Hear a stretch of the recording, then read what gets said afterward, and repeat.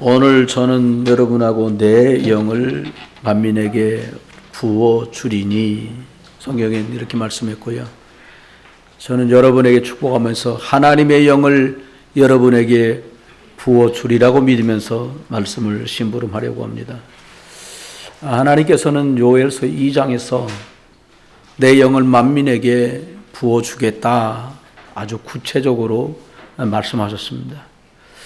오늘 주일 예배 저와 여러분이 이 드리는 동안에 하나님이 주신 이 영적인 비밀이 여러분과 저의 실제적이고 사실적으로 와닿고 누려지는 시간 되시기를 주의 이름으로 축복합니다. 영적인 존재인 사람이 영적인 건 완전히 제로, 영이 되고 육신, 우리가 흔하게 당연한 줄 알고 있는 먹고 입고 사는 것 때문에 아비 귀환처럼 살아가는 그렇게 된 가장 비참한 사건이 바로 창세기 3장 사건입니다. 영적으로 죽고 나니 발부둥 쳐도 무능력에 빠질 수밖에 없고요. 완전히 육신 밖에는 모르는 비참한 그런 사건이 바로 창세기 3장 사건입니다. 그 예전에 우리의 첫 조상이었던 아담과 하와 때만 있었던 일이 아니다. 그때부터 지금까지 하나님의 형상은 어디로 가버리고 사람들은 아주 악한 쪽으로만 갑니다.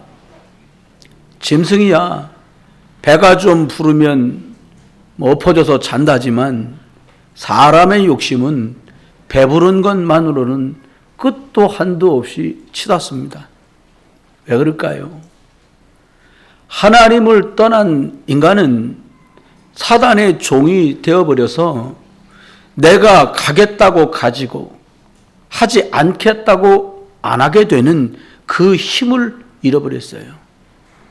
하나님을 떠나 타락해서 온갖 범죄를 저지르면서도 전혀 양심의 가책을 느낄 수 없을 만큼 사단이 사람을 틀에 집어넣고 올무에 집어넣고 함정에 빠뜨려 완전히 잡아버렸습니다. 사람은 영이 죽으면 사단이 아무렇게나 갖고 놀아도 모를 지경까지 가버립니다. 종노릇하며 지옥처럼 살아가는데 사단과 함께 지옥에 결국은 가버릴 육신을 위해서 그저 살아가는 거예요. 하나님께서는 이런 사람들을 그냥 두지 않고 살리시기 위해서 창세기 3장 15절, 아니 예수 그리스도를 우리에게 약속하셨어요.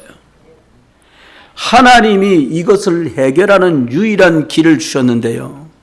악한 사단, 흑암을 무너뜨리고 빠져나오게 하시겠다라고 말씀하면서 여자의 후손 예수 그리스도를 약속하신 겁니다.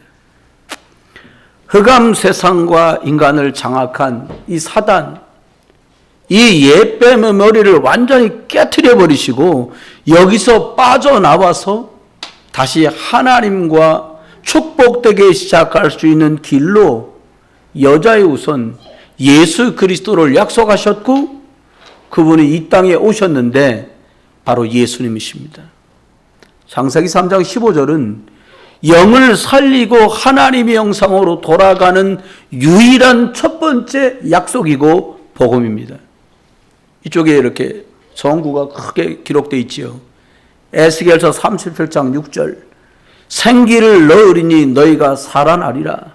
원래 교회에 주신 저 말씀처럼 그리스도의 영이 내게 임하면 창세기 3장으로 죽고 저주받고 이렇게 살아왔던 내가, 마른 뼈같이 아무 소망이 없던 내가 새롭게 살아나서 오히려 깜짝 놀랄 만한 하나님이 주신 힘으로 하나님의 복음의 일을 감당하는 큰 군대가 될 거다, 이렇게 약속하고 계십니다.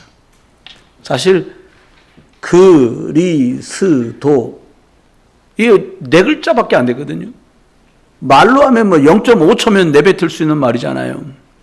그런데 이 그리스도의 이름은 세상에서 가장 강력하고 가장 확실하고 가장 분명하게 저주를 이기는, 연약한 자를 가장 힘 있는 자로 만드는, 약한 자라 할지라도, 무익한 자라고 할지라도, 저주 아래 있는 누구라고 할지라도 이 그리스도의 영을 힘입으면 본인의 의사와 상관없이 하나님의 계획 안에서 정말 보람 있는 사람, 삶의 큰 변화와 축복을 누리는 사람으로 바꿔지는 삶을 살 수 있도록 축복해 주셨습니다. 이게 약속이에요. 오늘 저와 여러분이 하나님께 드리는 이 예배가 오늘 나의 영이 새롭게 되는 축복된 날, 축복된 시간표가 되시기를 예수 그리스도의 이름으로 축원합니다.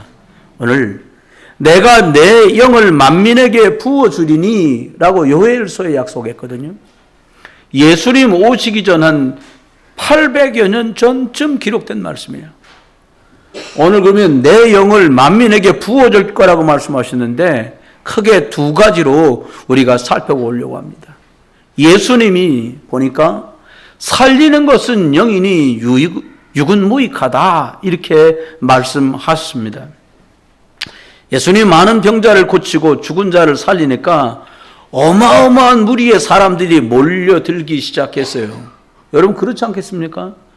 병원에 가도 돈을 받는데 아무 상관없이 나가서 예수 그리스도께 말씀을 듣기만 하면 병이 치유받고, 배고팠는데 들판에서 보리떡 2개, 물고기 2마리 가지고 5,000명이 넉넉히 먹고 12바구니가 남고 막 이러니까 이 엄청난 기적 앞에 어른들도 아이들도 남자들도 여자들도 온 사람이 다 유익을 얻는 거예요. 사람이 그 시대나 지금이나 비슷하죠. 뭔가 큰 경제적인 혜택을 얻게 되니까, 그리고 병 나은 것보다 더 많은 사람들이 막 몰려들기 시작합니다. 근데 이 사람들이요, 예수님이 병을 고치고 먹는 것을 풍성하게 해주니까 어떤 생각을 했냐면 예수님을 임금님으로 세워야 되겠다 이렇게 생각을 한 거예요. 그러면 평생 먹는 문제 해결되고 병 같은 거 걸릴 일이 없고, 혹여 걸려도 예수께서 우리를 치유하시지 않겠나 이렇게 생각하면서 사람들은 아주 열광적으로 몰려들기 시작했습니다. 여러분 우리가 어떤 행사를 준비할 때 사람이 좀 많이 모이면 기분이 나쁘지 않거든요. 5명 놓고 노래하는 사람보다요 500명 놓고 노래하는 사람이 시너지가 더 많이 생겨요.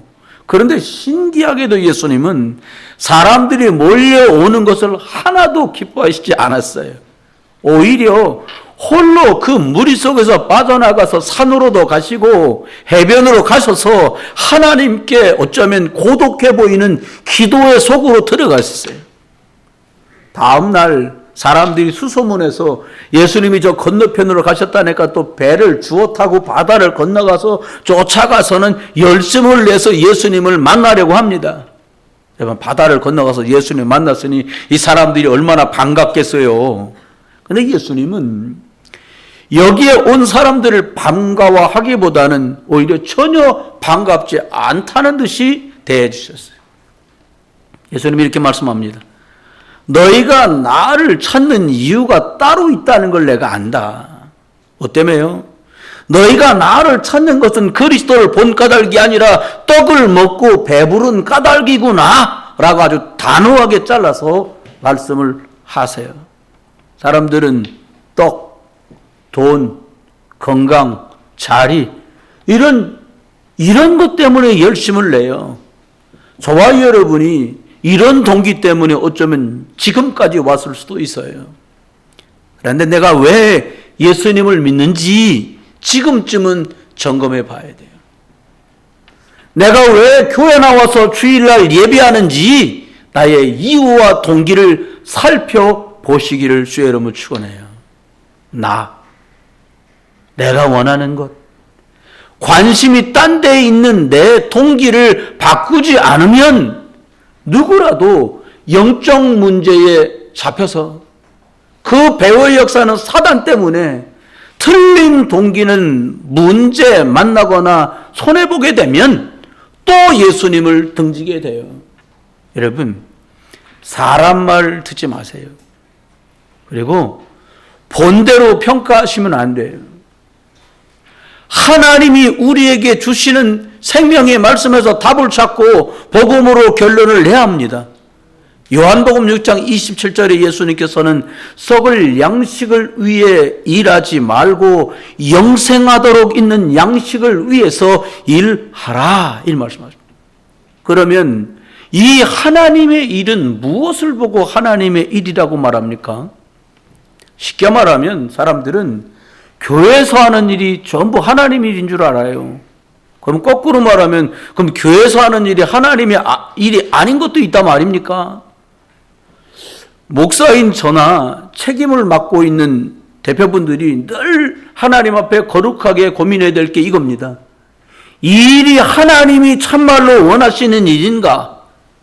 하나님의 일은 요한복음 6장 29절 말씀대로 하나님께서 보내신 그 일을 믿는 것이 하나님의 일이니라. 우리가 교회 일을 하는 것이 하나님의 일이 아니라 예수님을 믿는 것이 하나님의 일인 줄 믿습니다. 만약 여러분이 예수님을 믿는다면 가장 큰 일을 하고 계신 거예요. 누군가가 예수님을 그리스도로 믿도록 하는 일에 여러분의 기도와 여러분의 눈물과 여러분의 수고와 여러분의 경제가 사용된다면 여러분은 가장 정확한 하나님의 일을 위해서 살고 계신 거예요. 이 영적 사실을 깨닫게 되시기를 주 예수 그리스도의 이름으로 축원합니다. 이렇기 때문에 예수님을 믿을 때 역사가 나타나는 거예요. 성경 안에 적지 않은 사람들이 예수 그리스도를 만나서 죽은 자를 다시 생명으로 살게 받기도 하고 질병 중에 있던 자가 노임을 얻기도 하고 세상의 약과 의학으로는 과학으로는 해결할 수 없는 귀신 들려있던 자들이 노임을 받게 되는 일을 만납니다. 공통점이 있습니다. 그들이 예수님을 믿는다면 구체적으로 믿었기 때문에 그런 일이 벌어졌어요. 구체적으로 뭐를 믿어야 되는 겁니까? 예수님께서 하신 말씀을 믿었다는 거예요. 그들이 복음을 듣고 비난받고 지탄받고 조롱받고 삶을 이렇게 저급한 삶으로 취급받았던 사람들마저도 예수 그리스도를 만나서 영원한 것들을 놓고 축복을 누렸어요. 여러분, 예수님께서 여러 번 이렇게 말씀하십니다. 내 죄 사함을 받았느니라. 이 말씀을 받을 때 저와 여러분은 이제 이렇게 받으시면 돼요. 아, 내 죄가 다 끝났구나. 너를 죄와 사망에서 내가 구원했느니라 말씀하셨다면 하나님이 죄와 사망 때문에 허덕이는 나를 건져내신 게 맞구나 라고 믿으시면 돼요. 여러분, 저주도 질병도 가난도 우리 미래도 십자가에서 다 끝내시고 해결한 줄 믿으시길 주의 이름으로 축원합니다. 말씀을 근거로 말씀 그대로를 믿으세요. 히브리서 4장 2절에 말씀합니다. 말씀이 그들에게 유익하지 못한 것은 듣는 자가 믿음과 결부시키지 아니함이라 이래 말했어요. 이 말씀 뭡니까? 말씀이 내 생활 속에서 삶과 결부되어서 하나 될 때에 유익한데 이 말씀을 듣고 내 삶과 맞지 않고 내 생각과 맞지 않으니까 그 말씀을 버림으로 열매가 없다라는 거예요. 하나님의 일은 예수님께서 그리스도로 오셔서 죄 문제를 해결하고 사단을 박살내고 지역의 배경을 해결하신 것을 믿는 것이 하나님의 일입니다. 더 줄여 말하면 그리스도 이분이 죄와 사단과 지옥을 끝냈다는 사실을 믿을 때 가장 위대하게 하나님을 믿는 거예요. 여러분, 냉정하게 말하면 안 믿기 때문에 응답이 없는 거예요. 무슨 기도를 못했냐, 뭐 행실이 바르지 않냐, 다 속임수고요. 무슨 말입니까? 믿으면 영광을 보리라고 말씀하신 대로 하나님께서 보내신 이 그리스도 예수를 길로 믿었기 때문에 그 사람에겐 생명의 길과 인생의 길이 열리는 것입니다. 여러분, 우리가 믿음이 없어서 혹은 두려워서 우리가 얼마나 얄팍한지 하나님이 내게 손해를 줄까 싶으면 말씀을 못 믿어요. 사람들이 말보다 하나님의 말씀을 더 신뢰한다면 하나님은 반드시 저와 여러분을 책임지실 거예요. 여러분, 사람의 말 믿지 말고 예수님께서 저와 여러분에게 약속으로 주신 말씀 믿게 되시기를 주 예수 그리스도 이름으로 축원합니다.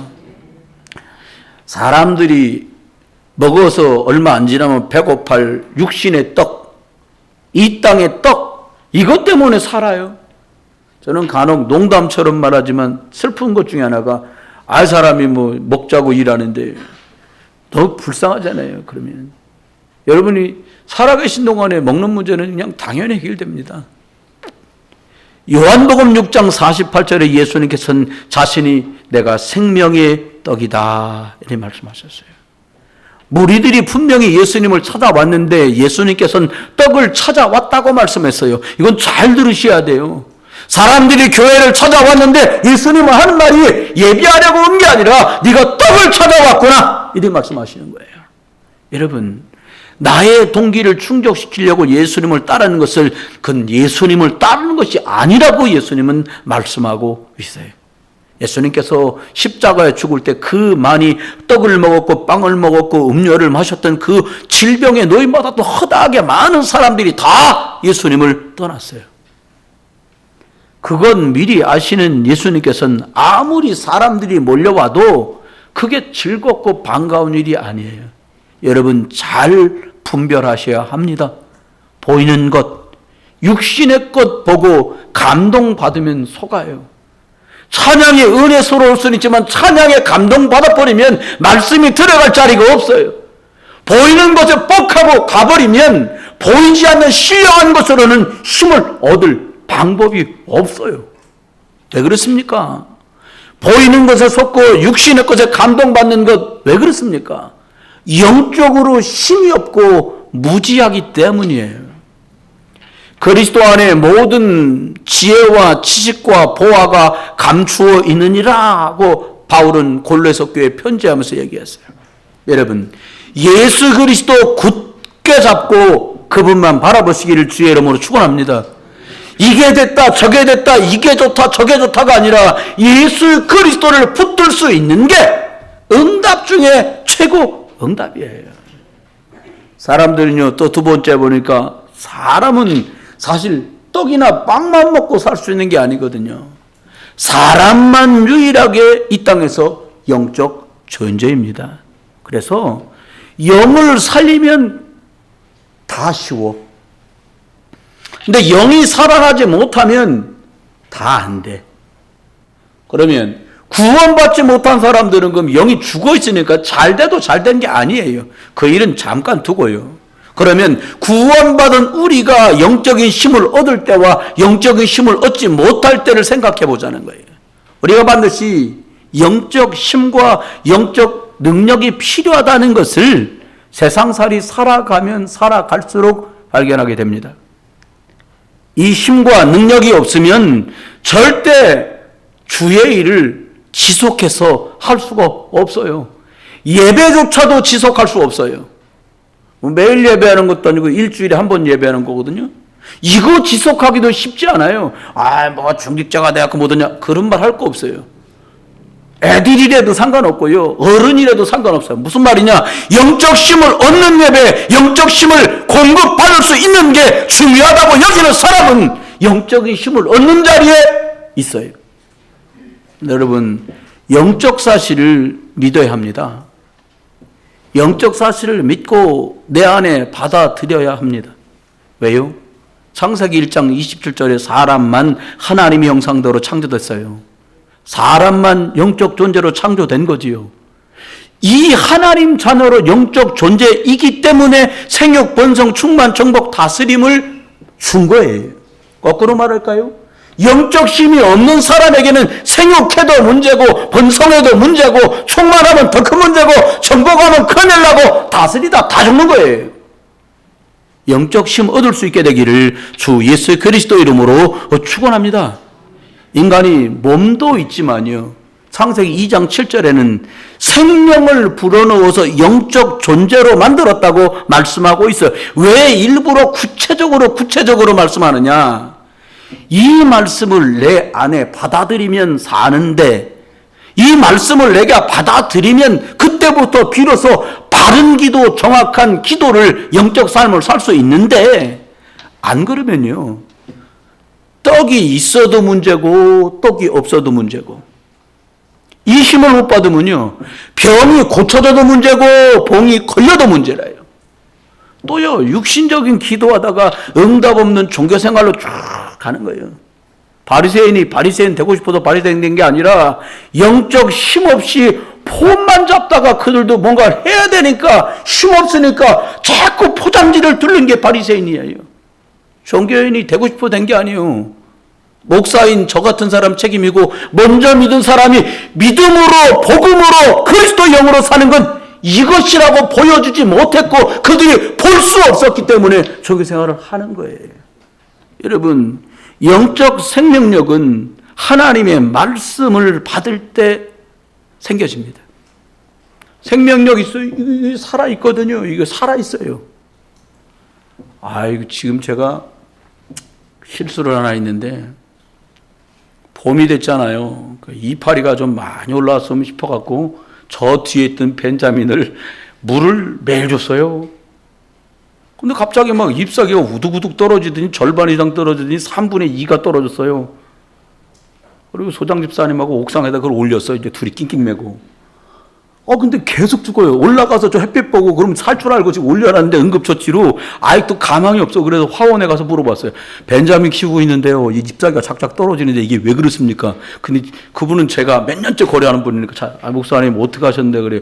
아니, 이파리가 좀 필까 싶어서 매일 물을 줬죠. 수종이 뭐라고요? 벤자민이요. 목사님, 벤자민은 일주일에 한 번만 물 줘야 되는데 매일 주셨어요? 물초가예요, 물초가. 물고문하신 거예요, 그러는 거예요.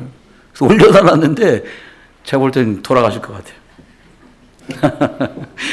여러분, 나무라고 물 많이 주면 사는 게 아닌 거 있잖아요. 여러분, 그런데요, 많이 공급받으면 공급받을수록 살만 나는 게 이 영적 생명력입니다. 하나님의 말씀은 교훈으로 주신 말씀이 아니에요. 영적 생명력을 얻으라고 주신 거예요. 네가 영적 생명 있지? 그 영적 생명이 힘을 얻어라. 그리고 말씀을 주시는 거예요. 이 말씀이 내 삶과 결부되면 영적인 살이 되고 영적인 피가 되는 겁니다. 영적 생명이 살아나고 말씀의 축복이 내 영의 양식이 되기 시작하면요, 내 삶은 바뀌고 싶지 않아도 바뀌어있는 어느 날을 만나게 돼요. 여러분, 창세기 3장 위에 빼앗긴 것을 회복하는 이름이 예수 그리스도입니다. 그리스도가 무너진 하나님의 형상, 내 안에 회복하는 회복자 되십니다. 이 사실을 믿을 때 하늘과 땅의 모든 축복과 영적 생명력이 내 안에 역사하는 것을 찾고 누리는 믿음 생활을 할 수 있는 겁니다. 세 번째입니다. 성령을 받아라 말씀하셨어요. 창세기 2장 7절에 보니까 생령이 내 안에 충만하게 들어와서요. 성령 충만은 하나님의 영, 하나님의 말씀이 내게 충만하게 들어오는 것을 성령 충만이라고 보시면 돼요. 영적 존재인 사람들이 반드시 생령이 내 안에 충만하게 임하게 되는 저와 여러분 되시기를 주의 이름으로 축원합니다. 영적 힘이 없으면요, 육으로 살게 되고, 육신의 힘은 모든 면에서 한계를 넘어설 수 없고, 하나님의 능력이 내 능력이 되고 그리스도의 권세가 내 권세가 되고 성령 충만함이 내 삶 속에 임하면 저와 여러분의 삶은 축복의 자리로, 응답의 자리로, 특별히 증인의 자리로 가게 될 줄 믿으시기 주의 이름으로 축원합니다. 요한복음 20장 20절에 예수님은 이렇게 말씀하십니다. 부활하신 주님께서 제자들에게 숨을 내쉬며 성령을 받으라 말씀하세요. 여러분, 이대로 믿으세요. 이대로 믿고 숨을 내쉬면서 성령의 충만함 받기를 주의 이름으로 축원합니다. 사도 바울은 고린도전서 12장 13절에 우리가 다 한 성령을 마시게 하셨느니라 말씀했어요. 성령을 마셨다는 거예요, 여러분. 아니, 공기 마시는 거 그거 쉽잖아요. 물 마시는 거 정상적인 사람은 쉽잖아요. 구원받은 저와 여러분의 뭐라고 말했냐? 우리가 성령을 마셨다. 할렐루야. 여러분 성령을 마시기를 주의 이름으로 축원합니다. 물을 마시듯이 성령을 구체적으로 들여 마시는 응답이 있길 바라요. 예수님이 말씀하신 사도행전 1장 8절 영적인 말씀입니다. 오직 성령이 너희 임하시면 권능을 받아서 땅끝까지 증인될 거다. 성령의 힘을 입은 사람은 모두 증인입니다. 노예로 끌려간 줄 알았던 소년 요셉이 창세기 41장 38절에 바로가 이 요셉을 보고 이렇게 말합니다. 하나님의 영에 감동된 사람이다. 이렇게 본 거예요. 여러분, 삶의 능력이 저와 여러분에게 성령 충만을 통해서 드러나고 나타나기를 주의 이름으로 축원합니다. 사무엘상 16장 13절에 보니까 사무엘이 다윗에게 기름을 부었는데 그날 이후로 성령의 충만함을 입었어요. 여러분, 여러분과 제게도 성령의 기름이 부어지는 그런 시간표가 임하게 되시기를 주의 이름으로 축원합니다. 사도행전 2장 1절에 그들이 이 성령의 충만함 있기를 사모하면서 모여서 약속 잡고 기도했는데 성령의 충만함이 초대교회에 임했던 것처럼 작지만 초대교회가 전 세계의 흐름을 바꿨던 축복을 누린 것처럼 저와 여러분이 성령 충만 받아서 저와 여러분이 우리 부흥비전 교회가 세상의 흐름을, 저주의 흐름을, 재앙의 흐름을, 흑암의 흐름을 살리는 흐름으로 바꾸는 증인들 되시기를 주 예수 그리스도 이름으로 축원합니다. 다니엘이 사드락, 메삭, 아벳느고, 에스도 이런 분들이 바벨론의 포로로 끌려갔습니다. 그들의 출신은 왕족, 귀족 대부분이 그랬습니다. 근데 다니엘서 5장 11절에 보니까요, 나라에 급한 일이 생기니까 왕후, 그러니까 왕비지요, 임금님에게 이렇게 얘기합니다. 거룩한 신들의 영이 있는 사람이 있습니다. 그 사람을 모셔다가 이 일을 물으십시오. 이렇게 얘기해요. 다니엘을 지칭한 거예요. 거룩한 신들의 영이 있는 사람. 여러분, 육신의 한계를 뛰어넘는 하나님이 영이 주시는 지혜가 그 속에 거해 있다는 사실을 그 사람들이 보았어요.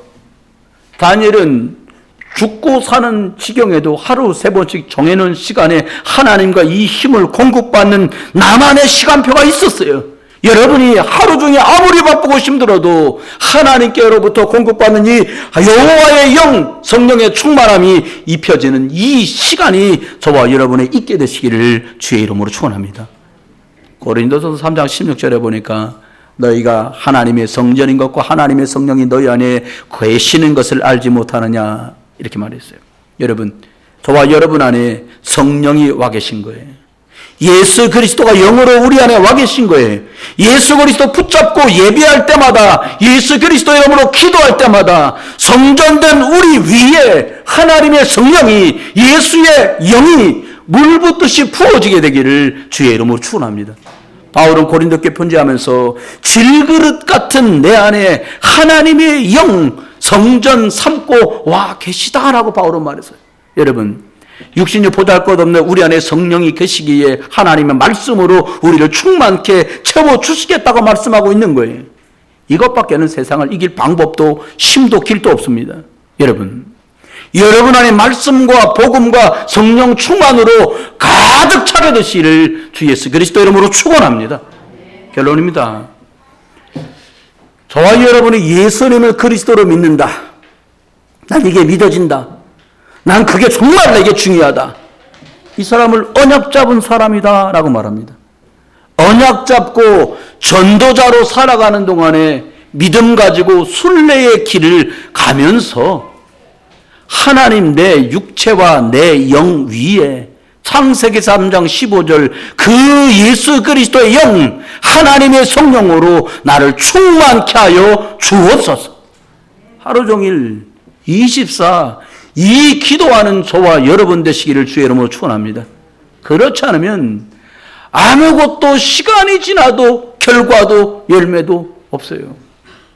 내 안에 계시는 그리스도 영으로 나를 충만케 하여 주옵소서. 내 심령 속에 하나님의 말씀으로 부유한 자, 능력한 자, 만족한 자, 이거면 나는 족한 충만한 자가 되게 하여 주옵소서.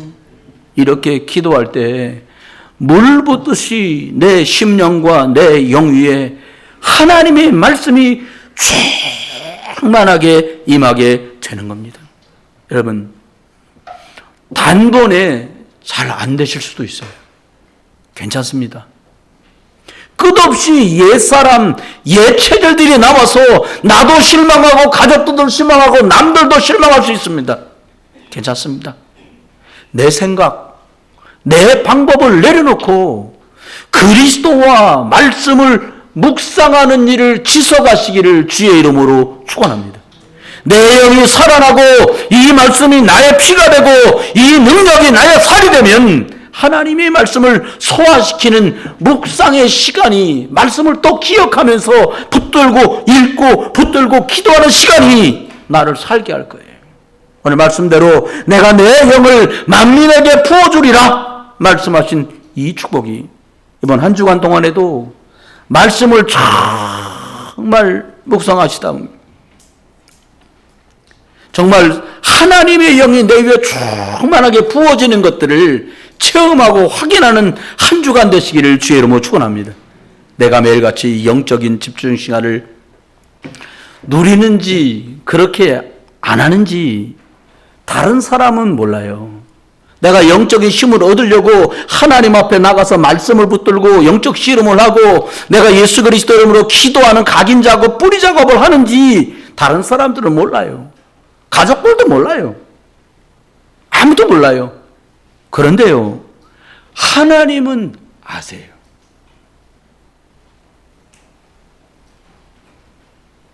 이 사단은 알아요. 여러분, 그 변화를 나는 알기 때문에 맛보게 돼요.